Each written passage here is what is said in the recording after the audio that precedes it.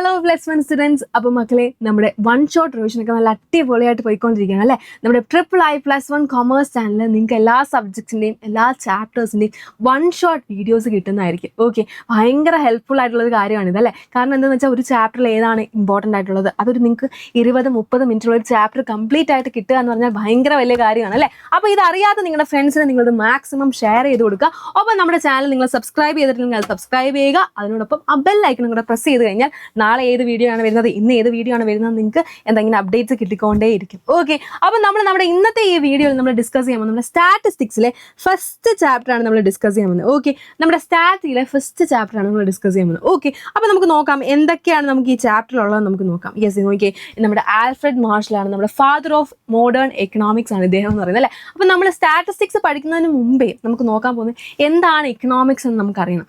എക്കണോമിക്സും സ്റ്റാറ്റിസ്റ്റിക്സും തമ്മിൽ എന്താണ് ബന്ധമെന്ന് നമുക്കറിയണം അല്ലേ. അപ്പോൾ നമ്മുടെ ആൽഫ്രഡ് മാർഷൽ ചേട്ടൻ എന്താ പറഞ്ഞതെന്നറിയാം എക്കണോമിക്സിനെ പറ്റി?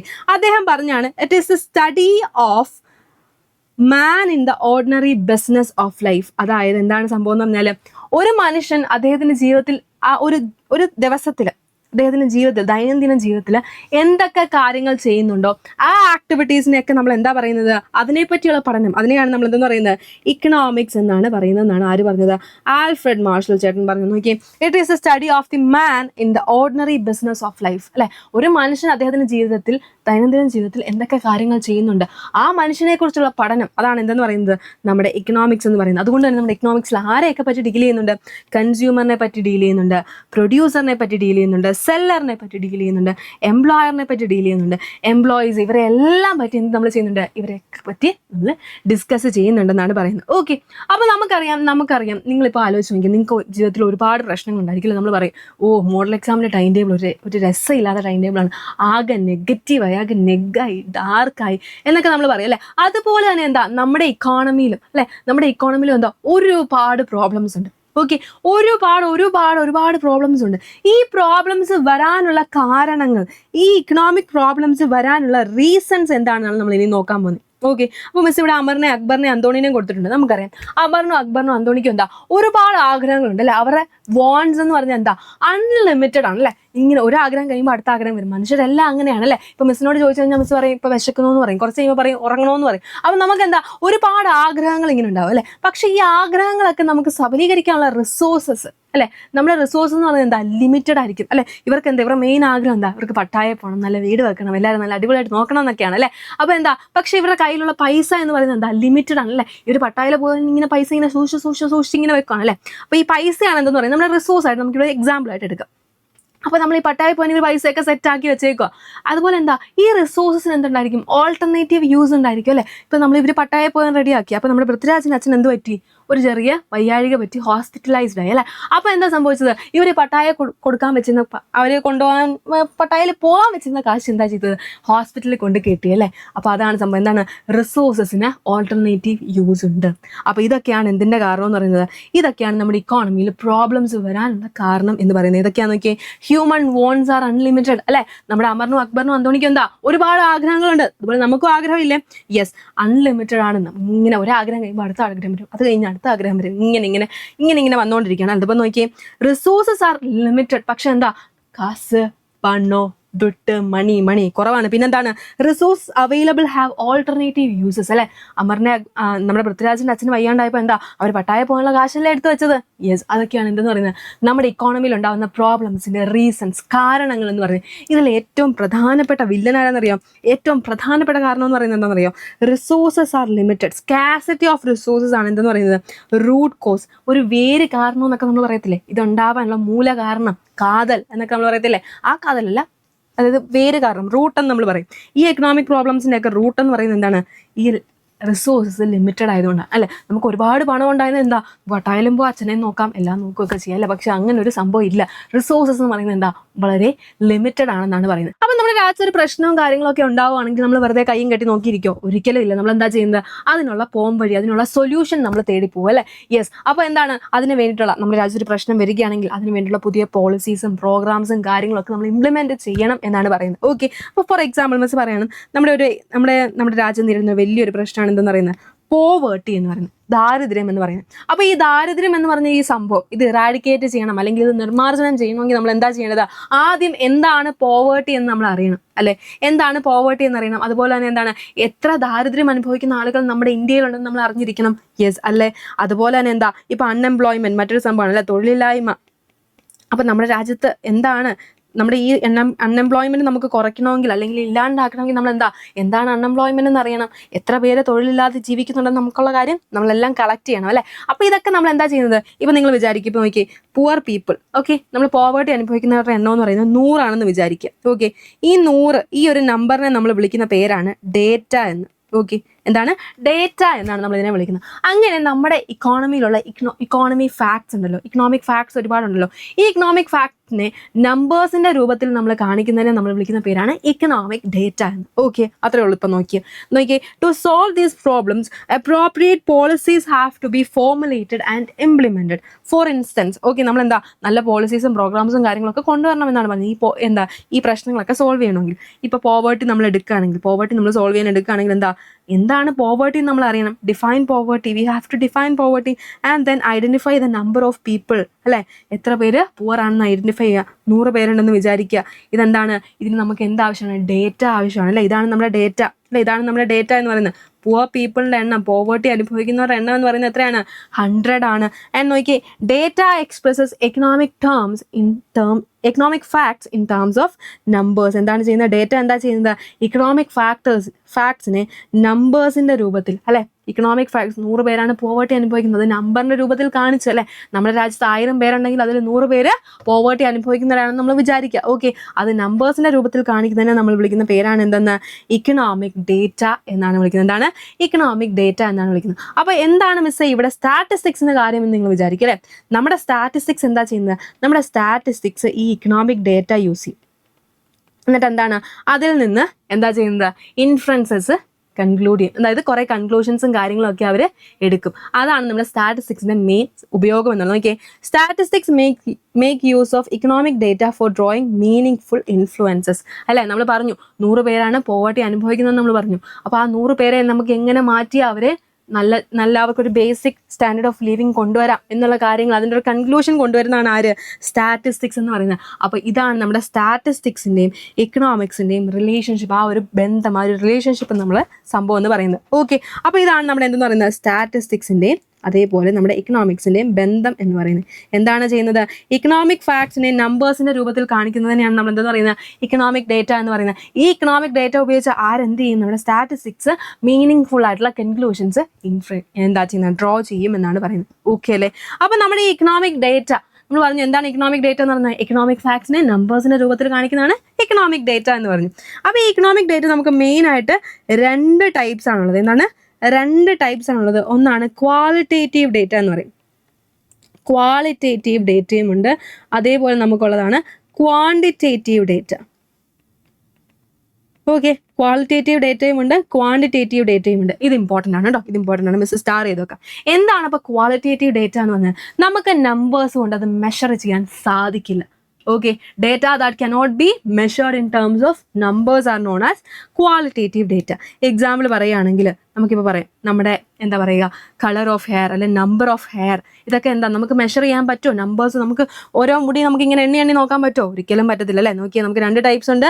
ക്വാളിറ്റേറ്റീവ് ഡേറ്റയും ഉണ്ട്, അതേപോലെ എന്താണ് ക്വാണ്ടിറ്റേറ്റീവ് ഡേറ്റയും ഉണ്ട്. അപ്പോൾ എന്താ നോക്കിയാൽ qualitative data classified on the basis of some attribute or quality such as sex, color of hair, literacy and intelligence. നമുക്കറിയാം ലിറ്ററസി നമുക്ക് അളക്കാൻ പറ്റുമോ?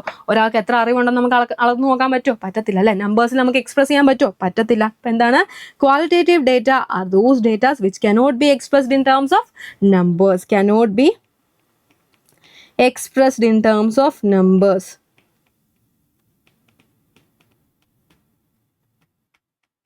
ഇതിനെയാണ് നമ്മൾ എന്തെന്ന് പറയുന്നത്? നമ്മൾ ക്വാളിറ്റേറ്റീവ് ഡേറ്റ എന്ന്. അപ്പോൾ ക്വാണ്ടിറ്റേറ്റീവ് ഡേറ്റ എന്തായിരിക്കും? നേരെ ഉൾട്ടയാണ്. കാരണം എന്താ?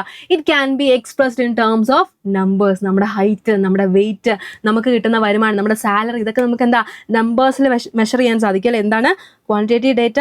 Can be measured in terms of numbers, അല്ലേ? Can be measured in terms of numbers.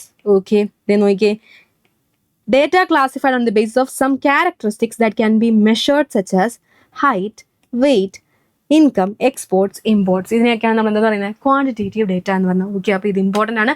Qualitative, quantity എന്ന് പറഞ്ഞാൽ എന്താ നമ്മൾ അല്ലേ നമ്മൾ ഇത് അളവാണ് അല്ലേ. അപ്പോൾ നമ്മുടെ ക്വാളിറ്റേറ്റീവ് ഡേറ്റ എന്ന് പറഞ്ഞാൽ it cannot be measured in terms of numbers. അപ്പം നിങ്ങൾക്ക് അവിടെ എക്സാമ്പിളായിട്ട് എഴുതാം എന്താ ഇൻ്റലിജൻസ്, ലിറ്ററസി, സെക്സ്, അങ്ങനെയുള്ള കാര്യങ്ങളൊക്കെ എഴുതാം. ആൻഡ് ക്വാണ്ടിറ്റേറ്റീവ് ഡേറ്റ എന്ന് പറഞ്ഞാൽ എന്താ it can be measured in terms of numbers. Okay, height, weight, income, export, import കാര്യങ്ങളൊക്കെ എഴുതാം. ഓക്കെ, ആൻഡ് നമ്മൾ ഇനി നോക്കാൻ പോകുന്നത് എന്താണ് സ്റ്റാറ്റിസ്റ്റിക്സ്. നമ്മൾ ജസ്റ്റ് പറഞ്ഞു എന്താണ് എക്കണോമിക് ഫാക്ട്സിനെ നമ്പേഴ്സിൻ്റെ രൂപത്തിലാക്കി നമ്മൾ എന്താ ചെയ്യുന്നത്, അതിൽ നിന്ന് എന്താ കൺക്ലൂഷൻസ് ഡ്രോ ചെയ്യുന്ന ഇൻ്റർപ്രിട്ടേഷൻസും കാര്യങ്ങളും ഡ്രോ ചെയ്യുന്നതിനെയാണ് നമ്മൾ സ്റ്റാറ്റിസ്റ്റിക്സ് എന്ന് പറയുന്നത്. ഇനി ശരിക്കും സ്റ്റാറ്റിസ്റ്റിക്സ് എന്താണെന്ന് നോക്കിയേ, defined as a science that includes collection, presentation, analysis and interpretation of numerical data. എന്താ ഒരു ന്യൂമറിക്കൽ ഡേറ്റ പുവർ പീപ്പിൾ 100 പേരുണ്ടെന്ന് അറിഞ്ഞു, ഇത് കളക്ട് ചെയ്യുക, ഇത് പ്രസന്റ് ചെയ്യുക, ഇത് അനലൈസ് ചെയ്യുക, എന്തെങ്കിലും പ്രശ്നങ്ങളോ കാര്യങ്ങളോ ഉണ്ടോ, എന്നിട്ട് എന്താ ഇതിൽ നിന്ന് കൺക്ലൂഷൻസ് ഇന്റർപ്രറ്റ് ചെയ്യുക, ഇതാണ് എന്തെന്ന് പറയുന്നത് നമ്മുടെ സ്റ്റാറ്റിസ്റ്റിക്സ് എന്ന് പറയുന്നത്. അത്രയേ ഉള്ള സംഭവം.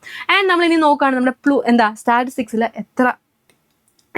സ്റ്റാറ്റിസ്റ്റിക്സ് എന്ന് പറയുന്നത് നമ്മുടെ കളക്ഷൻ ഓഫ് ഡേറ്റ ഉണ്ട്, പ്രസന്റേഷൻ ഉണ്ട്, അനാലിസിസ് ഉണ്ട്, ഇന്റർപ്രിട്ടേഷൻ ഉണ്ട്. നിങ്ങൾ ഇത്ര എഴുതിയാൽ മതി. Statistics is A science that നമുക്ക് ഇത് നോക്കിയാൽ statistics is A science that includes collection of data, presentation of data, analysis of data and interpretation of data. അത് നമ്മൾ ഡേറ്റ കളക്ട് ചെയ്യും, 100 പേരുണ്ടെന്ന് മനസ്സിലായി, എന്നിട്ട് എന്താ ചെയ്യുന്നത്, അത് പ്രസന്റ് ചെയ്യും, എന്നിട്ട് നമ്മൾ നോക്കും, ഇത് അനലൈസ് ചെയ്യും, കുഴപ്പമൊന്നും ഇല്ലെന്ന് മനസ്സിലായി, ആൻഡ് നമ്മൾ അതിൽ നിന്ന് കൺക്ലൂഷൻസ് ഇന്റർപ്രറ്റ് ചെയ്യും. ഓക്കെ, അതാണ് എന്തെന്ന് പറയുന്നത് നമ്മുടെ സ്റ്റാറ്റിസ്റ്റിക്സ് എന്ന് പറയുന്നത്. ഓക്കെ, ആൻഡ് നമ്മൾ നോക്കുകയാണ് നമ്മൾ പ്ലൂറൽ സെൻസിലും ഉണ്ട്, അതേപോലെ സിംഗുലറിലും പ്ലൂറലിലും നമ്മൾ സ്റ്റാറ്റിസ്റ്റിക്സ് എടുക്കുന്നുണ്ട്. അതിൻ്റെ മീനിങ് നോക്കുകയാണെങ്കിൽ പ്ലൂറൽ സെൻസിൽ നമ്മൾ നോക്കുകയാണെങ്കിൽ എന്താ ക്വാണ്ടിറ്റേറ്റീവ് ഇൻഫർമേഷൻ ഓർ ഡേറ്റ, ഒന്നുമില്ല, ക്വാണ്ടിറ്റേറ്റീവ് നമുക്ക് മെഷർ ചെയ്യാൻ സാധിക്കുന്ന ഡേറ്റേനെയാണ് നമ്മൾ എന്താന്ന് പറയുന്നത് സ്റ്റാറ്റിസ്റ്റിക്സ് എന്ന് പറയുന്നത്. എന്തിൻ്റെ ഇതിൽ പ്ലൂറൽ സെൻസിൽ വരുമ്പോൾ. ആൻഡ് സിംഗുലർ സെൻസിൽ വരുമ്പോൾ നോക്കിയേ, it refers to the body of methods or techniques used for collection, presentation, analysis and interpretation of quantitative data. ഈ ക്വാണ്ടിറ്റേറ്റീവ് ഡേറ്റ കളക്ട് ചെയ്യാനും അത് ഇൻ്റർപ്രറ്റ് ചെയ്യാനും അനലൈസ് ചെയ്യാനും ഒക്കെ നമ്മൾ യൂസ് ചെയ്യുന്ന ഓരോരോ മെത്തേഡ്സ് അല്ലെ ടെക്നിക്സിനെയാണ് നമ്മൾ എന്താന്ന് പറയുന്നത് സ്റ്റാറ്റിസ്റ്റിക്സ് എന്ന് നമ്മൾ സിംഗുലർ സെൻസിൽ പറയുന്നത്. ഓക്കെ, ക്ലിയർ അല്ലേ? ഇത്രയേ ഉള്ളൂ സംഭവം എന്ന് പറയുന്നത്. ആൻഡ് നമ്മുടെ ചാപ്റ്ററിലെ മെയിൻ സംഭവത്തിലേക്ക് നമ്മൾ നീങ്ങുകയാണ്. Importance or scope of statistics important ആണ്. ഒരു 4 മാർക്സ് അല്ലെ 3 മാർക്സ് നിങ്ങൾക്ക് എക്സ്പെക്ട് ചെയ്യാൻ ക്വസ്റ്റ്യൻ. ഓക്കെ, അപ്പോൾ എന്താണ് നമ്മുടെ സ്റ്റാറ്റിസ്റ്റിക്സിൻ്റെ ഇമ്പോർട്ടൻസ്, ഇതിൻ്റെ ഫീച്ചേഴ്സ് അല്ലെങ്കിൽ എന്താ അതിൻ്റെ സ്കോപ്പ് എന്നൊക്കെ ചോദിക്കുമ്പോൾ നമ്മൾ എഴുതാൻ പോകുന്നതാണ്. നോക്കിയേ, it helps to understand various economic problems അല്ലേ. നമുക്ക് പോവേർട്ടി എന്ന പ്രോബ്ലം ഐഡൻറ്റിഫൈ ചെയ്യാൻ പറ്റി അല്ലേ, എന്നിട്ട് എന്താ അതിൽ നിന്ന് ഇൻഫ്ലുവൻസും നമുക്ക് കൺക്ലൂഷനും കാര്യങ്ങളൊക്കെ ഡ്രോ ചെയ്യാൻ പറ്റിയില്ല. അതേപോലെ അൺഎംപ്ലോയ്മെന്റ് എന്നുള്ള പ്രോബ്ലം, നമ്മുടെ ഇക്കോണമിയിൽ എന്തൊക്കെ പ്രോബ്ലം ഉണ്ടോ അതൊക്കെ മനസ്സിലാക്കാൻ സാധിക്കും എന്തുപയോഗിച്ചാൽ സ്റ്റാറ്റിസ്റ്റിക്സ് യൂസ് ചെയ്താൽ. അതേപോലെ നോക്കിയേ, helps in formulating economic policies. ഈ പ്രോബ്ലംസ് ഐഡന്റിഫൈ ചെയ്യാൻ മാത്രമല്ല ചെയ്യുന്നത്, ആ പ്രോബ്ലംസിന് എന്താണോ സൊല്യൂഷൻ അതിന് വേണ്ടിയുള്ള പോളിസീസും കാര്യങ്ങളൊക്കെ ആര് റെഡിയാക്കി തരും? യെസ്, നമ്മുടെ സ്റ്റാറ്റിസ്റ്റിക്സ് റെഡിയാക്കി തരും. ആൻഡ് നോക്കി, it helps in making future plans. നമ്മളെന്താ ഭാവിയിൽ നമ്മുടെ ഇക്കോണമി എങ്ങനെ സുരക്ഷിതയാക്കി വെക്കാം എന്നുള്ള കാര്യമൊക്കെ ആര് സെറ്റാക്കി തരും? സ്റ്റാറ്റിസ്റ്റിക്സ് റെഡിയാക്കും. ആൻഡ് നോക്കി, it helps in making government policies അല്ലേ. ഗവൺമെൻറ് എന്തെങ്കിലും പ്രശ്നമോ കാര്യങ്ങളൊക്കെ വന്നാൽ അതിലും പുതിയൊരു പോളിസീസും കാര്യങ്ങളൊക്കെ ഇംപ്ലിമെൻറ്റ് ചെയ്യാൻ ആര് സഹായിക്കും? നമ്മുടെ സ്റ്റാറ്റിസ്റ്റിക്സ് സഹായിക്കും. ആൻഡ് നോക്കി, it helps to understand trends അല്ലേ. നമ്മുടെ രാജ്യത്ത് ഇപ്പോൾ പോവേർട്ടി കൂടി അല്ലെങ്കിൽ കുറഞ്ഞു, എന്താണ് അതിൻ്റെ അവസ്ഥ എന്നുള്ള കാര്യങ്ങളൊക്കെ മനസ്സിലാക്കി തരാൻ ആര് സഹായിക്കും? നമ്മുടെ സ്റ്റാറ്റിസ്റ്റിക്സ് സഹായിക്കുമെന്നാണ് പറയുന്നത്. അതേപോലെ നോക്കിയേ, it finds economic relationship using data and verifies dum അല്ലേ. നമ്മളെന്താ നമ്മുടെ ഇക്കോണമിയിലെ ഫാക്ട്സിൽ ഡേറ്റയായിട്ടുള്ള അതിൻ്റെ കണക്ഷനും കാര്യങ്ങളൊക്കെ നോക്കിയിട്ട് അത് വെരിഫൈ ചെയ്ത് അനലൈസ് ചെയ്ത് ഇൻ്റർപ്രറ്റ് ചെയ്യുകയൊക്കെയാണ് ഇതെന്ന് പറയുന്നത് നമ്മുടെ സ്റ്റാറ്റിസ്റ്റിക്സിൻ്റെ മെയിൻ സംഭവം എന്ന് പറയുന്നത്. ഓക്കെ, അപ്പോൾ നിങ്ങളൊരു 4 പോയിന്റ്സ് ഇതിൽ നിന്ന് പഠിച്ചു വെക്കുക. ഏറ്റവും എളുപ്പമായിട്ടുള്ള നിങ്ങൾക്ക് ആദ്യം തന്നെ നിങ്ങൾ നോക്കിയേ, economic problems, understand economic problems and എന്താണ് ഫോർമുലേറ്റിംഗ് ഇക്കണോമിക് പോളിസീസ് അത് എഴുതാം. അതേപോലെ നോക്കിയാൽ future plans, government policies, economic policies, government policies, future plans, പിന്നെന്താ എക്കണോമിക് പ്രോബ്ലംസ്, അത്ര എഴുതിയാൽ മതി. ഓക്കെ, അപ്പോൾ നമ്മുടെ ചാപ്റ്ററിന്റെ ലാസ്റ്റ് പോർഷനിലേക്ക് നമ്മൾ കിടക്കുകയാണ്, ലിമിറ്റേഷൻ ഓഫ് സ്റ്റാറ്റിസ്റ്റിക്സ്. അപ്പോൾ ഇമ്പോർട്ടൻസ് പറഞ്ഞിട്ടുണ്ടെങ്കിൽ ഓഫ് കോഴ്സ് എന്തും ഉണ്ടാവും, ലിമിറ്റേഷനും ഉണ്ടാവും. അപ്പോൾ ഇത് ഇമ്പോർട്ടൻ്റ് ആണ് മക്കളെ, മിസ് ദേ സ്റ്റാർ ചെയ്ത് വെച്ചിട്ടുണ്ട്. നമുക്ക് നോക്കാം എന്തൊക്കെയാണ് ലിമിറ്റേഷൻ നോക്കാം. Statistic does not deal with qualitative data അല്ലെ. ക്വാണ്ടിറ്റേറ്റീവ് ഡേറ്റ മാത്രമേ എന്താ സ്റ്റാറ്റിസ്റ്റിക്സ് ഡീല് ചെയ്യുന്നുള്ളൂ അല്ലെ. നമ്പേഴ്സിൽ മെഷർ ചെയ്യുന്ന കാര്യങ്ങൾ മാത്രമേ എന്താ ചെയ്യുന്നുള്ളൂ സ്റ്റാറ്റിസ്റ്റിക്സിൽ നമ്മൾ മെഷർ ചെയ്യുന്നുള്ളൂ എന്നാണ് പറഞ്ഞത്. അതിൻ്റെ അടുത്ത് നോക്കിയേ, it does not deal with individual fact അല്ലേ. ഒരു വ്യക്തിക്ക് എന്തെങ്കിലും പ്രശ്നം ഉണ്ടായാൽ അത് സോൾവ് ചെയ്യുമോ സ്റ്റാറ്റിസ്റ്റിക്സ്? ഒരിക്കലും ഇല്ല. എന്താണ് ജസ്റ്റ് നമ്മുടെ ഇക്കണോമിക് ഫാക്ട് മാത്രമേ ആര് ഡീൽ ചെയ്യുന്നുള്ളൂ? നമ്മുടെ സ്റ്റാറ്റിസ്റ്റിക്സ് ഡീൽ ചെയ്യുന്നുണ്ട്. നമ്മുടെ രാജ്യത്ത് എന്താണ് പ്രശ്നം ഉള്ളത്, രാജ്യത്തെ കുറേ ആളുകൾ, എത്ര ആളുകൾ, നമ്മുടെ പോവേർട്ടി എന്നൊരു പ്രശ്നം അല്ലെ, എല്ലാവരും അനുഭവിക്കുന്ന ഒരു പ്രശ്നമല്ല, മിക്ക ആളുകളും നമ്മൾ മെജോറിറ്റി അനുഭവിക്കുന്ന പ്രശ്നമാണ്. ആ പ്രശ്നം മാത്രമേ ഡീൽ ചെയ്യുന്നുള്ളൂ. അത് നമുക്കിപ്പോൾ എന്തെങ്കിലും പ്രശ്നം വന്നു കഴിഞ്ഞാൽ അത് ഡീൽ ചെയ്യോ? ഇല്ല. അതിൻ്റെ അടുത്ത് നോക്കിയേ, some statistical influences are not exact. എല്ലാ സ്റ്റാറ്റിസ്റ്റിക്സിൽ നിന്ന് കിട്ടുന്ന ആ ഒരു ഇൻഫ്ലുവൻസ്, അതിൻ്റെ ഒരു കൺക്ലൂഷൻ എന്ന് പറയുമ്പോൾ എപ്പോഴും അത് വിശ്വസിക്കാൻ പറ്റണം എന്നില്ല, അത് എക്സാക്ട് ആവണമെന്നില്ല അല്ലേ. ലാസ്റ്റ് പറയരുത് ഇവനെ നമ്മിയാണ് നമ്മൾ ഇങ്ങനെ ആയത് എന്നുള്ള സംഭവം വരരുത്. ആൻഡ് നോക്കിയേ, statistics can be misuse. Full നമ്പേഴ്സിൻ്റെ കളികളാണ് അല്ലേ. അപ്പോൾ എന്താണ്, അത് നമുക്ക് ഒരു നമ്പർ അങ്ങോട്ടും ഇങ്ങോട്ടും മാറ്റി കഴിഞ്ഞാൽ നമുക്ക് എന്താ മൊത്തം മാറത്തില്ല. യെസ്, അപ്പം നമുക്ക് എന്താ ഇത് മിസ്യൂസ് ചെയ്യാൻ പറ്റുമെന്നാണ് പറയുന്നത്. അതിൻ്റെ അടുത്ത് നോക്കിയേ, common men cannot handle statistics properly അല്ലേ. നമുക്കറിയാം ഫുൾ നമുക്ക് എന്താ നല്ല പഠിപ്പും ഇതൊക്കെയുള്ള ആളുകൾ വേണം. കോമൺ ആയിട്ടുള്ള സാധാരണക്കാരുള്ള മനുഷ്യന് എന്താ സ്റ്റാറ്റിസ്റ്റിക്സ് ഡീൽ ചെയ്യാൻ പറ്റില്ല എന്നാണ് പറയുന്നത്. ഓക്കെ അല്ലേ മക്കളെ? അപ്പോൾ ഈ ചാപ്റ്ററിൽ ഏറ്റവും ഇമ്പോർട്ടൻ്റ് ആയിട്ടുള്ള കാര്യങ്ങളെല്ലാം മിസ് പറഞ്ഞിട്ടുണ്ട്. അപ്പോൾ സെറ്റ് അല്ലേ? യെസ്. ഇനി എന്തെങ്കിലും ഡൗട്ട്സോ കാര്യങ്ങളോ ഒക്കെ ഉണ്ടെങ്കിൽ താഴത്തെ കമൻറ്റ് ബോക്സിൽ കമൻറ്റ് ചെയ്യുക. ഓക്കെ, അപ്പോൾ അടുത്ത ചാപ്റ്ററായിട്ട് മിസ് ഉടനെ വരാം. ബൈ.